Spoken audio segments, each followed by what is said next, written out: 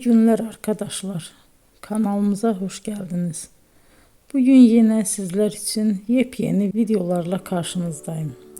İki başarılı oyuncularımız Elçin Sangu ve Barış Ardus'tan güzel paylaşımlarını sizler için hazırladık.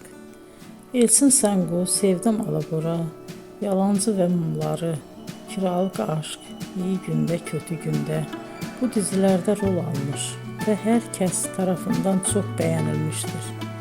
Biz de Elçin Sangu ve Barış Ardus'tan en güzel sempatik fotolarını sizler için hazırladık. Bu karelerin devamını istiyorsanızsa emeğe saygı olarak kanalımıza abone olup yorum yazmayı unutmayın arkadaşlar. Teşekkür ederim.